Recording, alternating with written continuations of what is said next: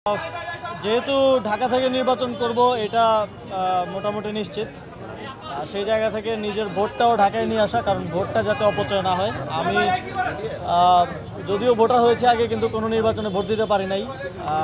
দুইটা নির্বাচন আমি ভোটার হওয়ার পরে হয়েছে, 2018 সাল 19 সালে এবং 2024 সালে, এবং আপনারা জানেন যে এই সময়ে কেউই ভোট দিতে পারেনি।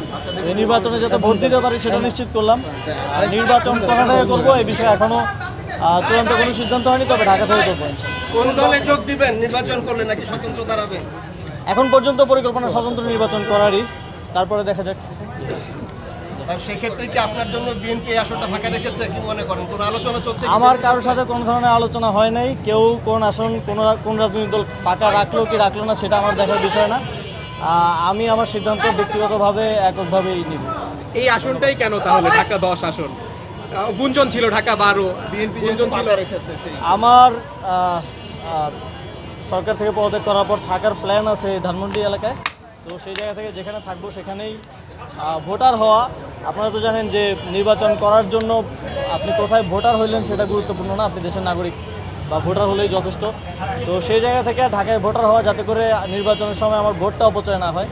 এই আপনি জনতার কাতারে কবে আসবেন আসিফ মাহমুদ? এটা নিশ্চিতভাবেই এখন বলছি যে আমি নির্বাচন করব। কবে নাগাদ পদত্যাগ করবো এটা আপনারা জানেন যে সরকারের উচ্চ পর্যায়ের সাথে সিদ্ধান্তের উপরে অনেক কিছু ডিপেন্ড করছে। আলোচনা করে সেই বিষয়ে দ্রুতই আপনাদেরকে জানাবো। অনেক কথা হচ্ছে, এটা কোন প্রক্রিয়া বাস্তবায়ন হবে?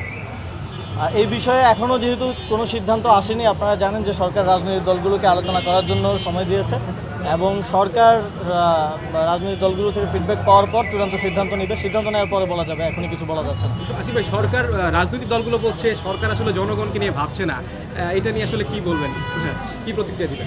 সরকার তো জনগণকে নিয়েই কাজ করছে, জনগণকে নিয়েই ভাবছে, এবং সরকারের সকল কার্যক্রম জনগণমুখী।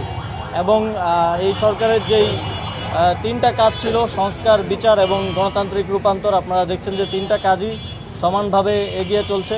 বিচারের বিষয়ে এই মাসের মধ্যেই একটা গুরুত্বপূর্ণ অগ্রগতি হবে বলে আমরা জানি, এবং সংস্কারেরও কার্যক্রম চলমান আছে, প্রায় শেষের দিকে।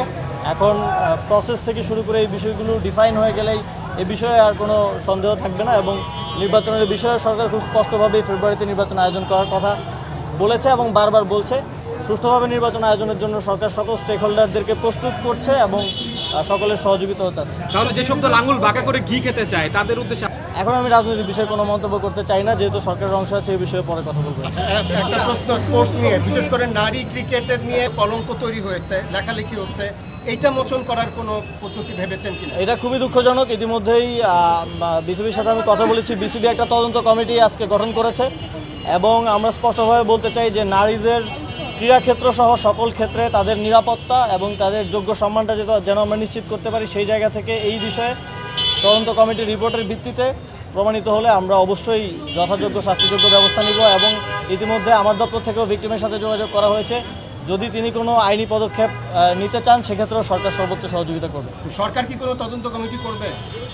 যেহেতু বিষয়টা বিসিবির অভ্যন্তরীণ, প্রাথমিকভাবে বিসিবির তদন্তের উপরে আমরা ভরসা করতে চাই, পরবর্তীতে আমরা সিদ্ধান্ত নেব এই বিষয়ে। Thank you. Thank you.